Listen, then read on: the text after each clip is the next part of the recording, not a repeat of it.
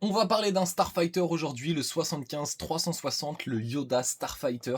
Et déjà, il faudra noter qu'il a le petit, voilà, le petit, on va dire, sticker, enfin la petite mention Clone Wars 20 ans.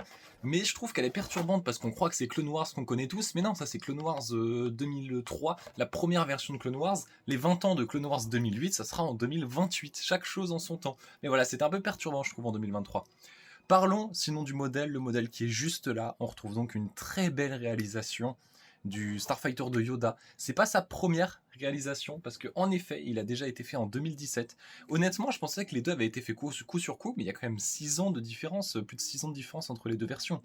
Et grossièrement, quand on peut les comparer, eh bien, oui, la nouvelle version est mieux, heureusement. Par contre, comme d'habitude, il y a quand même une petite perte d'échelle, mais c'est pas grave parce qu'en soi, là, les modèles sont quand même équivalents. On va avoir des meilleurs détails et des finitions, par exemple, là, tout autour, ou même c'est mieux proportionné à l'arrière, là où, par exemple, à l'arrière, ça donnait ça. Voilà, par exemple. On a aussi une petite encoche pour tenir le sabre laser, c'était pas le cas à l'époque. Ou encore, et ça me plaît beaucoup, c'est une pièce spéciale. La pièce du cockpit est spéciale pour le vaisseau, alors que l'autre c'était une pièce utilisée pour tous les chasseurs tailleux ou plein de vaisseaux déjà existants.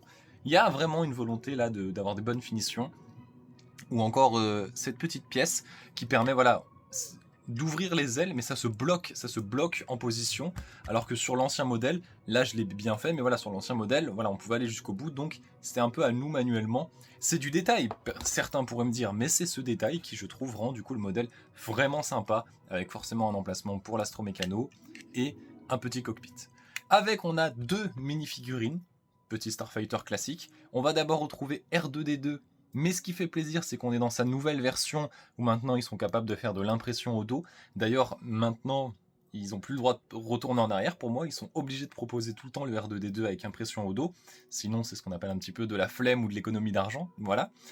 Et on termine avec, bien évidemment, Starfighter de Maître Yoda. On a donc Maître Yoda qui est exclusif à ce set pour l'instant, et c'est à cause de son impression. C'est simplement voilà son costume est un peu différent dans celle-là.